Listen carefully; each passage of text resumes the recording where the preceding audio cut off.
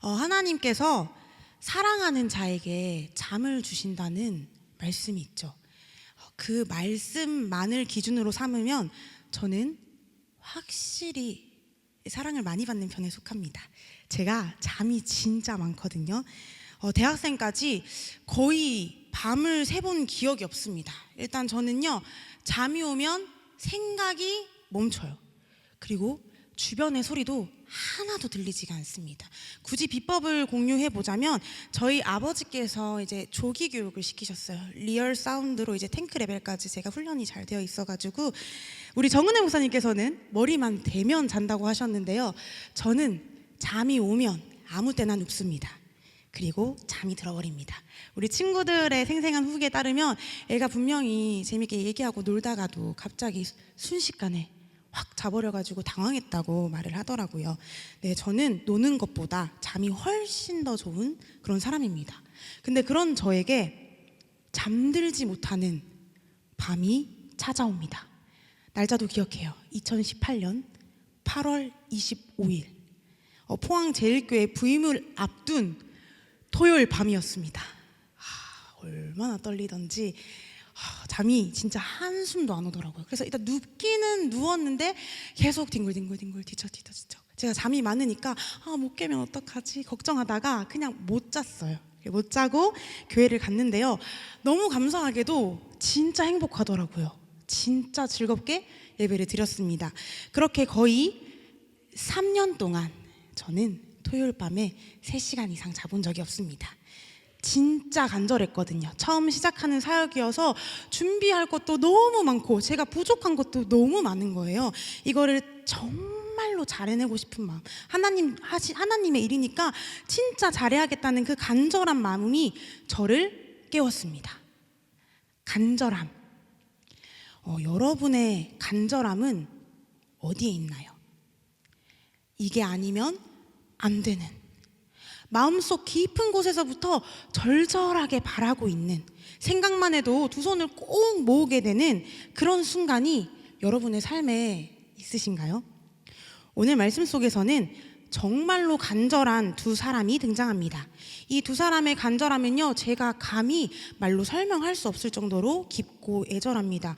한 사람은 자식이 죽었다는 사실을 자신의 입으로 말을 해야 하는 아버지였고요. 또 한 사람은 무려 12년 동안 병이 낫지 않아서 고통받고 있던 여인이었죠. 이 둘의 모습이 제자들에게도 굉장히 인상적으로 남았던 것 같습니다.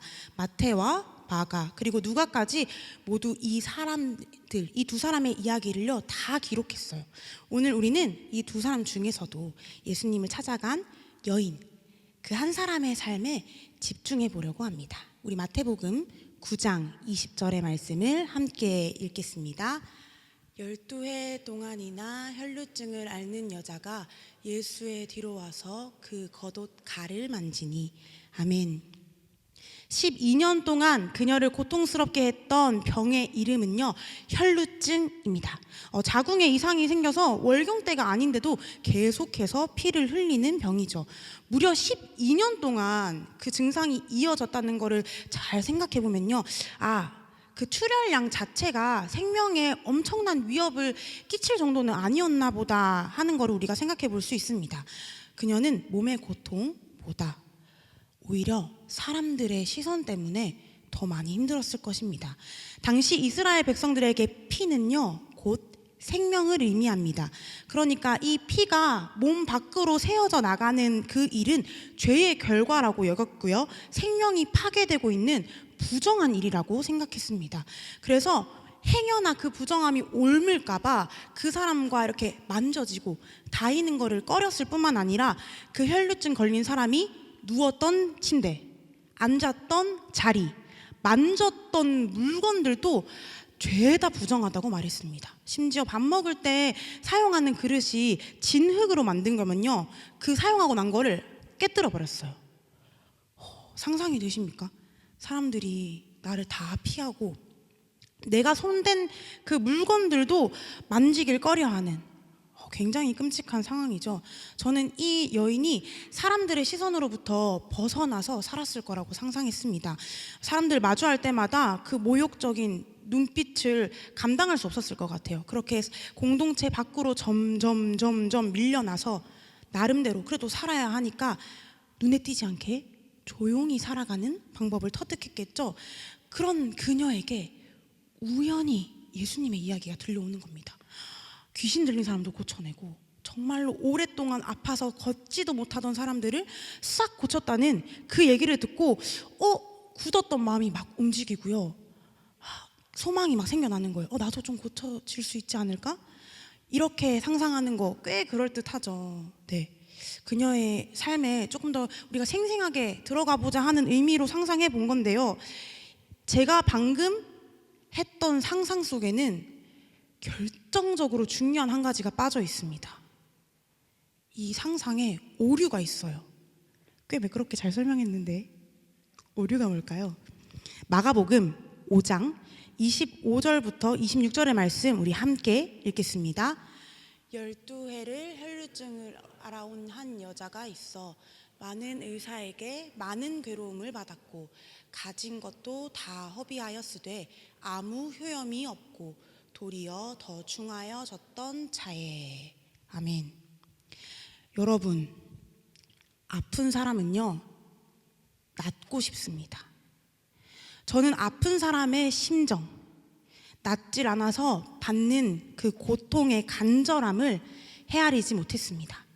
사람들이 손가락질하고 차가운 눈으로 쏘아 볼수록 숨는 게 아니라 피하는 게 아니라 더 낫고 싶었을 겁니다. 이 병이 낫기만 하면, 이 병을 고치기만 하면 다 괜찮아질 텐데, 그 간절함으로요 이 여인은 숨어 지내지 않고 많은 의사들을 만났습니다. 사람들의 수군거림을 뚫고 나가서 의사들을 계속 만납니다. 이번엔 다를 거야, 괜찮을 거야 하고 마음을 다독여 보지만, 그리고 조금 괜찮아진 것 같나 싶은 그때에도요 이 졸이는 마음을 놓칠 수가 없습니다. 그리고 항상 슬픈 예감은 틀리지 않고 다시 또 병이 시작되고 피가 흐르고 나아지지 않는 그런 상황. 그녀는 그 상황 속에서 간절한 마음을 놓을 수가 없었습니다. 왜냐하면 아픔은 외면할 수 없는 현실이기 때문입니다. 결코 무뎌지지 않는, 괜찮아지지 않는 고통과 타협할 수 없었습니다.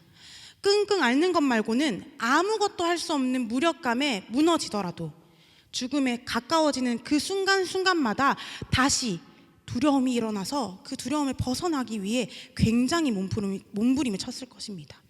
또 여러분, 아픔은 예측할 수도 없습니다. 나은 것 같다가도 낫지 않고 괜찮은 것 같다가도 아프게 되는, 지금 이 자리에서 아픔을 얘기하는 제가 생과 사를 오가는 분들의 고통을 함부로 감히 표현할 수는 없을 것입니다. 그럼에도 이 얘기를 꺼낼 수 있는 이유는 그 아픔이 우리의 삶에도 언제든지 덮칠 수 있기 때문입니다. 우리의 삶에도 언제든지 일어날 수 있는 일이기 때문입니다. 갑자기 찾아오는 아픔은 단번에 우리의 삶을 장악하고 놓아주지 않습니다. 우리의 숨통을 꽉 쥐고 흔들면서 상처를 냅니다. 그렇게 우리의 정신이 아득해져 갑니다. 그때 간절함이 우리를 깨웁니다. 간절함이 우리를 움직이게 합니다. 애를 쓰고 버텨내고 다시 일어나게 합니다. 때로는 내게 간절함이 하나도 없는 그때 내가 살기를 바라는 누군가의 간절함이 나를 꼭 붙들어 주기도 합니다. 다시 말하자면 누군가를 살리기 위해 나의 간절함이 필요하다는 것입니다. 내가 아픔 속에 있지 않을 때도, 나는 그렇게 다급한 상황이 아닐 때도 홀로 더 이상 버텨낼 수 없는 그 사람을 위해서 나의 간절함을 건네주고 지지해줘야 합니다. 천재지변으로 삶을 송두리째 빼앗긴 이들이 있습니다. 여행을 마치고 돌아오는 길 끝끝내 가족들을 만나지 못한 사람들이 계속해서 살아낼 수 있도록, 아픔을 딛고 다시 일어날 수 있도록 우리의 간절함을 건네주어야 합니다. 그렇게 다른 사람을 붙들었던 간절함은 돌고 돌아서 내가 무너질 때, 내가 쓰러질 때 다시 나를 지켜줄 것입니다. 이 간절함을 조금 더 이미지로 생각해보면 여러분들은 어떤 장면이 떠오르시나요? 저는 간절함 하니까 바로 탁 떠오른 장면이 있어요. 약간 제가 94년생이라 가지고 2000년대 초반에 그 발라드 뮤직비디오를 보신 적이 있으신가요? 약간 코인 노래방 가면 가끔씩 나올 텐데 약간 거미 언니나 빅마마 이런 누나들 노래를 보면은요, 헤어진 연인을 잊지 못해가지고 막 소리 치고 머리 짚고 울고 불고 애쓰는 그 장면, 저는 간절함이 그런 거라고 생각해요. 겉으로 보기에는 정말 숨죽이고 두 손을 꽉 모으고 있는 그때에도 그 안에는, 그 이면에는 그렇게 격정적인 격렬한 감정이 담겨 있다고 생각합니다. 그래서 우리는 간절하지 못할 때가 많습니다. 간절함으로 쏟아야 하는 에너지가 너무 많기 때문에 함부로 간절하려고 하지 않습니다. 굳이 그렇게까지 해야 되나? 굳이 내가 해야 되나? 하는 질문으로요, 마음의 무게를 덜어내려고 합니다. 그런데 여러분, 간절함이 있어야 우리 삶에 우선순위가 정돈됩니다. 이 간절은요, 한자어로 몸을 웅크리고 기도하는 모습을 담고 있는 간절한 간자랑요, 칼날로 긴 막대기를 탁 잘라내는 끊을 절, 이 두 가지의 한자를 사용해요. 그러니까 간절함만 있는 게 아니라요, 탁탁탁 끊어내는 힘도 있는 거죠. 간절함이 진짜 중요한 게 뭔지 가려냅니다. 간절함의 날카로움은 우리의 한계를 직면하고 결국 내 두 손으로 붙들 수밖에 없는 것, 고통의 눈물을 흘리면서도 지켜야만 하는 것, 정말로 내게 소중하고 가치 있는 그것이 확연하게 드러나게 합니다. 어떤 어려움에도 놓을 수 없는 그것에 의미가 담겨 있죠. 그 의미들은요, 내 삶에 일어난 그 사건들을 연결하는 힘이 있습니다. 간절함에 바로 그런 힘이 있는 것입니다. 그래서 여러분의 간절함이 지금 어디에 있습니까? 제가 처음에 잠을 못 자는 얘기를 했었는데, 솔직하게 말씀을 준비하면서 저도 간절함이 많이 흐려졌더라고요. 간절한 거 막 진짜 제발 됐으면 좋겠는 거, 꼭 하고 싶은 일이 딱히 없어요. 엄청나게 지켜내고 싶은 게 없습니다. 아니, 목사님 말씀을 전하시고 저희를 돌봐야 하는데 간절함이 없으면 됩니까? 라고 심란하지 않으셨으면 좋겠습니다. 제가 이렇게 무뎌진 이유는요, 하나님을 믿어서 그런 것도 좀 있거든요. 하나님께 맡기고 하나님을 따라가기만 하면 저는 그게 그냥 좋은 믿음이라고 생각했어요. 잘 되면 잘 되는 대로 감사하고, 안 돼도 안 되는 거에서 배우는 게 있으니까 또 감사하고, 되게 그럴듯하잖아요. 그래서 여기에 문제가 없다고 생각했습니다. 근데 이번에도요, 결정적인 한 가지가 빠졌어요. 잘 되면 잘 되는 대로 감사하고, 안 되면 배워서 감사하고, 여기 이 문장에 중요한 게 빠져 있습니다. 바로 나의 마음입니다. 생각만 해도 벅차고 막 애가 타고 떨리고 설레이는 내 마음이 빠져 있는 거예요. 저는 하나님의 일에 나의 마음이 담기면 안 된다고 생각했습니다. 왜냐하면 또 다 이유가 있죠. 제가 이전에 제 마음대로 해본 것들은 보통 형편없어요. 그래서 이제 당연히 배우죠. 내가 계획을 짜면 망한다. 근데 또 너무 감사하게 그 망하고 실패한 줄 알았던 일들을 하나님이 은혜로 막 토닥토닥 다듬어 주시는 거예요. 그러면 제가 또 하나를 배웁니다. 와, 하나님 계획이 최고로 좋다. 내가 하면은 망하고 하나님 계획은 제일 좋고, 이 두 개가 이렇게 잘 연결됐어야 되는데 이 연결하는 과정에서 오류가 생겨서 내가 하는 생각은 버리자, 내 생각은 없다라고 한 거예요. 내가 하고 싶은 건 없고 그냥 저한테는 해야 되는 것만 잔뜩 남겨진 것입니다.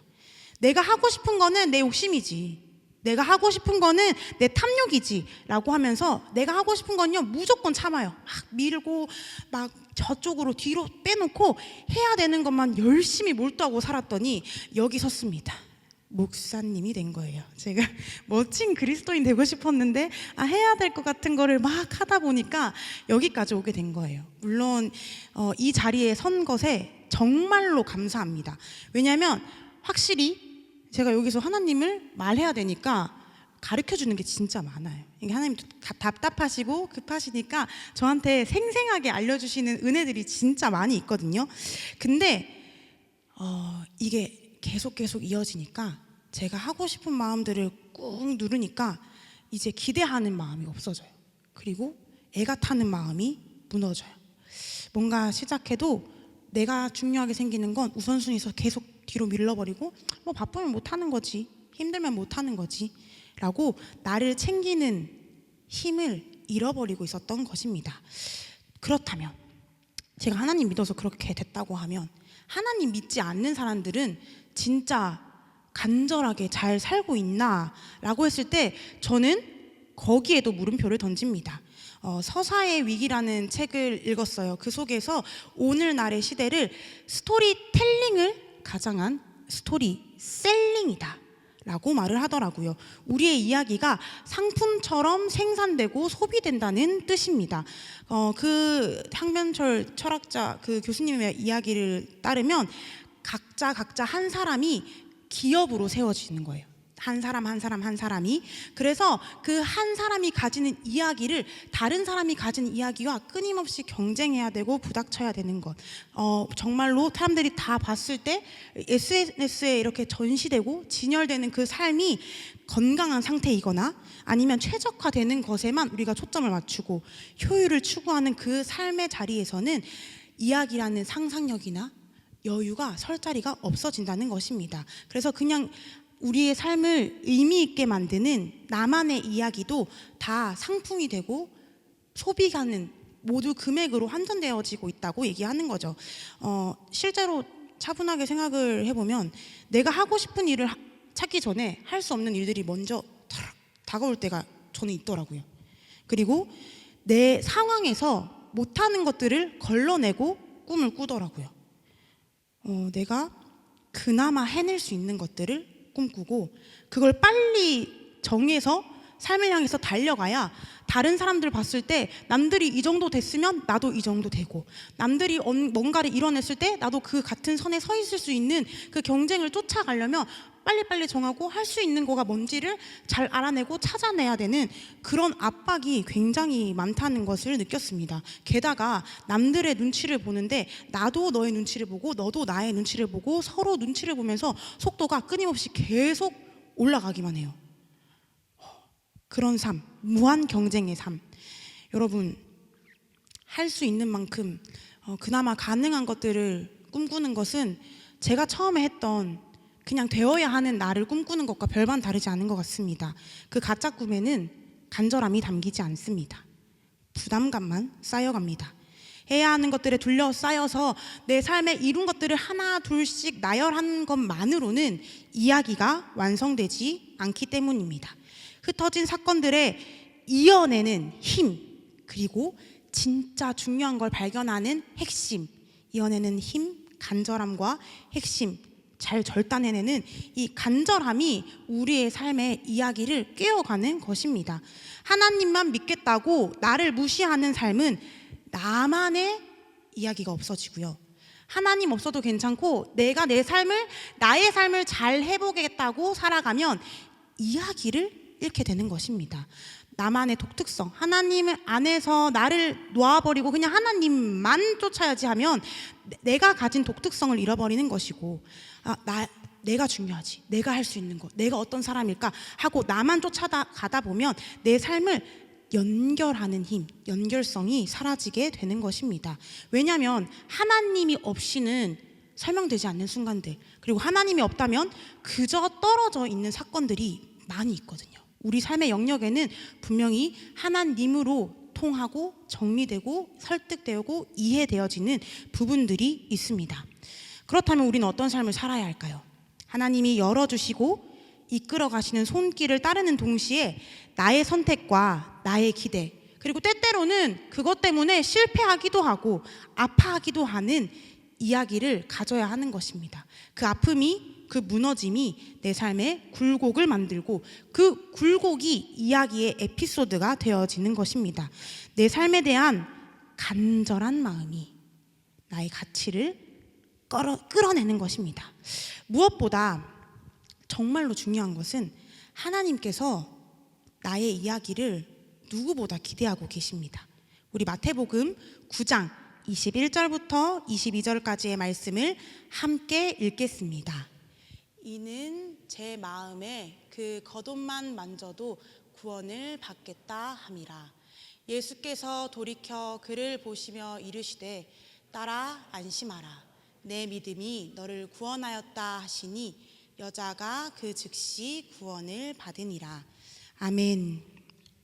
12년이라는 긴 세월 속에서도 이 여인은 간절함을 잃지 않았습니다. 그런 여인의 삶에 예수 그리스도의 이름이 전해졌습니다.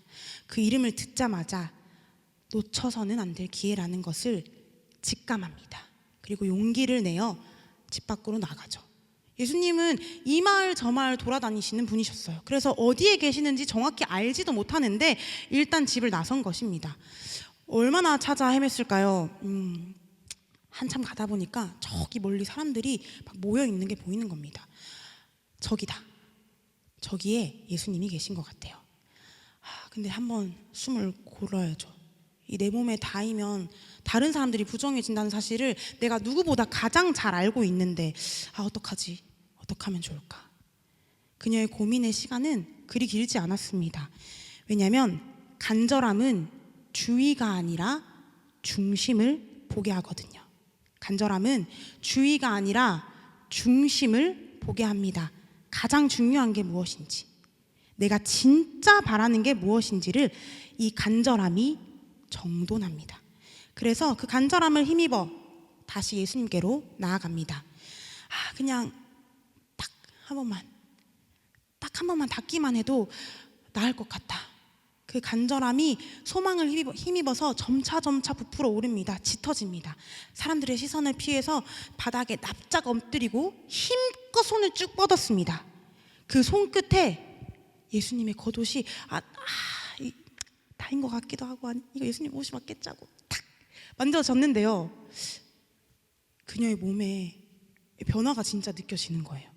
그리고 더 놀라운 사실은요, 예수님이 그 손길을 알아차리십니다. 그때 다른 마가복음이나 누가복음을 잘 살펴보면요, 사람들이 예수님 주위를 꽉 둘러싸고 있었어요. 그래서 막 저도 고쳐주세요 하고 막 밀려들고 있어서 몸이 막 다이고 치이는 그 상황인데, 옷깃의 끝자락, 몸도 아니고 옷깃의 저 멀리 엎드려서 있으니까 발끝에 있는 그 끝자락이 닿이는 그 세밀한 터치를 예수님께서 단번에 알아채신 것입니다. 예수님은 그녀를 바라봤습니다. 갑자기 사람들의 시선도 다 그 사람을 향해요. 그래서 이 여인이 너무 깜짝 놀랐지만 그래도 그 여인이 생각하고 담고 있었던 이야기를 조심스레 풀어냅니다. 예수님은 그 작고 떨리는 목소리에 귀를 기울이십니다. 간절함으로 버티고 지나온 그 세월들을 가만히 들어주십니다. 그리고 나서 이렇게 말씀하셨어요. 따라 안심해라. 누구도 헤아릴 수 없는 서러움과 억울함을 다독여 주십니다. 내 믿음이 너를 구원하였다. 누구도 감히 줄 수 없는 구원의 기쁨을 선포하십니다. 여러분, 하나님을 향한 간절함이 바로 믿음입니다. 사람들에게 받은 냉담함과 쓸쓸함, 억울함과 애통함 속에서도 놓치지 않았던 간절함, 예수님을 향해서 멈추지 않았던 발걸음, 그것이 바로 믿음입니다. 그리고 하나님이 그 마음을 알아주십니다. 그 간절함을 헤아리시고 싸매시고 고치시며 새롭게 하십니다. 하나님께서 우리보다 더욱 간절한 마음으로 우리를 돌보고 계십니다. 나의 간절함보다 하나님의 간절함이 훨씬 큽니다. 그 어떤 사람의 아픔도 십자가의 고난을 묵묵히 이겨낸 예수님의 고통과 억울함보다 크지 않습니다. 그 모든 순간을 기꺼이 감당하신 하나님의 사랑이 나의 어둠보다 훨씬 깊고 진합니다. 나를 나보다 더 잘 알고 계시는 주님께서 우리의 회복을 간절히 바라고 계십니다. 그냥 무색무취로 하나님의 말씀만 지키고 조용히 살아가는 그림자가 아니라 하나님께서 설레이는 마음으로 처음 빚으신 그 빛깔대로 빛나기를 간절히 원하고 계십니다. 나의 나된 것은 다 하나님의 은혜라. 아멘. 나에게 나됨을 부여하시고 빚어가시는 하나님이 누구보다도 우리의 온전함을 기대하고 기다리고 계십니다. 그럼에도 우리는 넘어지고 실수합니다. 낙심합니다. 그때에도 하나님의 간절함은 멈추지 않습니다. 우리를 여전히 위로하시고 돌보아 주십니다. 괜찮다고 하나님 안에서 우리의 빛깔을 다시 찾아갈 수 있도록 변함없이 우리의 곁을 지켜주십니다. 그리고 정말로 좋은 거는 내가 무너지고 넘어지고 깨어지고 상할 때마다 잃어버릴까 봐 조마조마했던 것들, 나의 믿음, 나의 소망, 나의 능력, 이 모든 것을 하나님이 지키고 계십니다.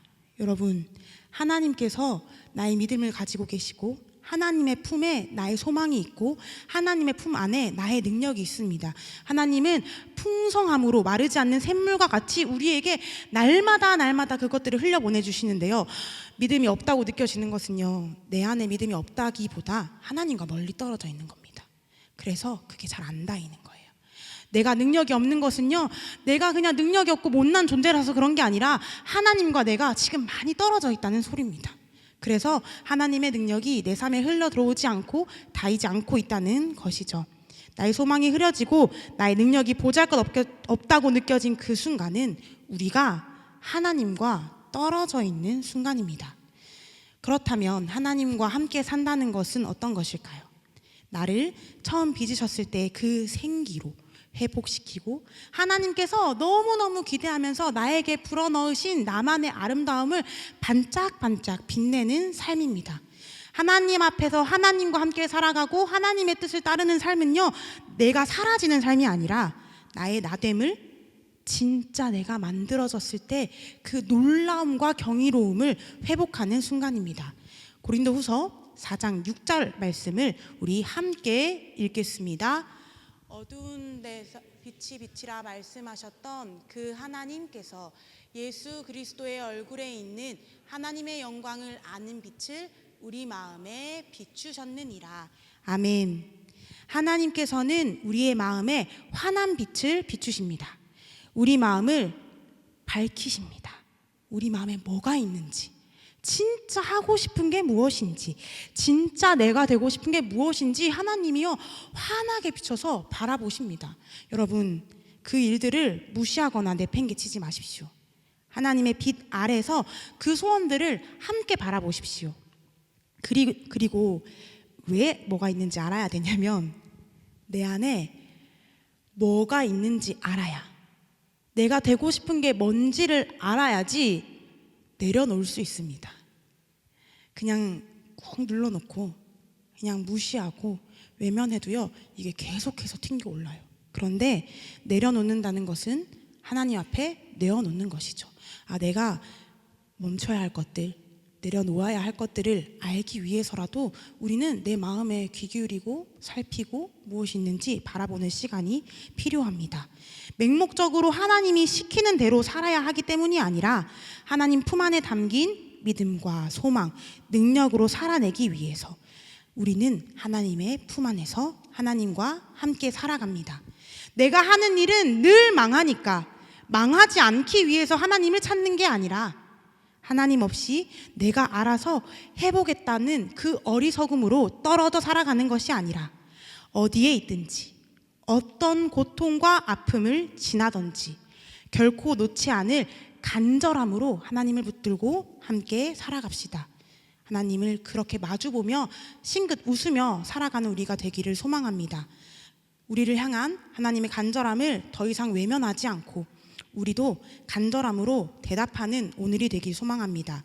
쓰러진 우리를 일으키시고 돌보시는 하나님의 간절함을 힘입어서 우리도 하나님께로 나아가는 일에 힘을 다하고 마음을 다하고 정성을 다합시다. 그렇게 남이 전해주는 하나님의 이야기를 듣기만 하는 게 아니라 나라서 이해할 수 있는 하나님, 내 삶에 담겨진 하나님을 이야기하며 살아갑시다. 내 곁을 언제나 지키시며 나를 돌보시는 하나님을 이 시간 우리가 함께 찬양하기 원합니다.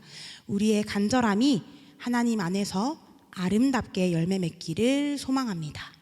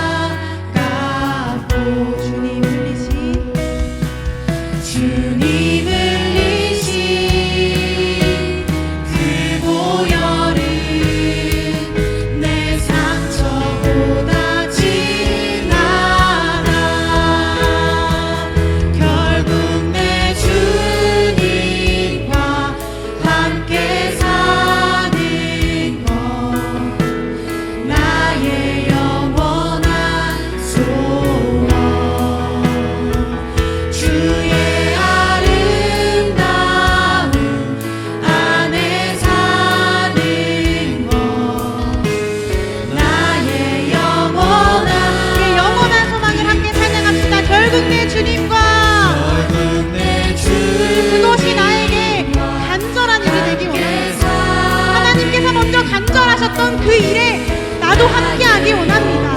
나의 나됨을 가장 잘 알고 계시고